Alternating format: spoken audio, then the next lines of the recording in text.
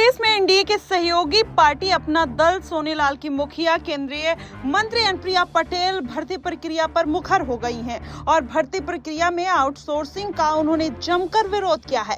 सरकार नियमित भर्ती करे, ऐसा अनुप्रिया पटेल का कहना है। उन्होंने कहा है कि भर्ती में आरक्षण का प्रावधान है। चतुर्थ श्रेणी की भर्तियां आउटसोर्सिंग के जरिए होती है और भर्तियों में आरक्षण का कोई पालन जो है वो नहीं हो रहा है। वहीं आपको बता दें, अनुप्रिया पटेल ने ये तक कह दिया कि वंचित समाज, दबे कुचले लोग वंचित हो गए हैं। अनुप्रिया पटेल ने आगे कहा कि आउटसोर्सिंग में वंचित वर्ग के आरक्षण का पालन नहीं हो रहा है और वहीं पार्टी इस मुद्दे को जमीनी स्तर पर उठाएगी। अनुप्रिया पटेल ने जाति जनगणना की भी मांग की। उन्होंने कहा कि जातीय जनगणना से दबे कुचले लोगों की संख्या का पता चलेगा और अनुप्रिया पटेल ने कहा कि सत्ता आती है और संघर्ष ही मात्र एक विकल्प है। दरअसल कुछ समय पहले अनुप्रिया पटेल ने बड़ा आरोप लगाया था कि उन्होंने राज्य के सीएम योगी आदित्यनाथ को एक पत्र लिखकर राज्य सरकार के सिर्फ इंटरव्यू पर आधारित भर्ती वाले आरक्षण पदों पर पिछड़ा वर्ग, बीसी और अनुसूचित जाति एससी के साथ ही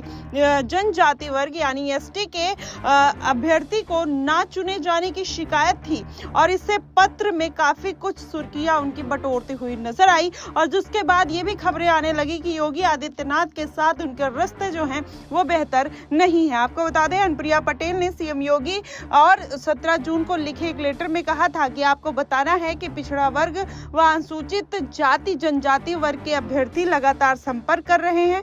उन्होंने जानकारी दे रहे हैं कि यूपी सरकार के आयोजित केवल साक्षात्कार यानी इंटरव्यू आधारित नियुक्ति प्रक्रिया वाला जो वर्ग है, पिछड़ा वर्ग, अनुसूचित जाति और जनजाति वर्ग के लिए अलग अलग प्रतियोगी परीक्षाओं के रिजर्व्ड सीट जो है इस वर्गों को और इन वर्गों के अभ्यर्थियों को नॉट फाउंड सुटेबल यानी उनके योग्य नहीं पाया गया है, प्राय घोषित करके उनका चुनाव नहीं किया गया है। इस तरीके के आरोप अब अनुप्रिया पटेल ने योगी आदित्यनाथ के सरकार पर लगा दिया है।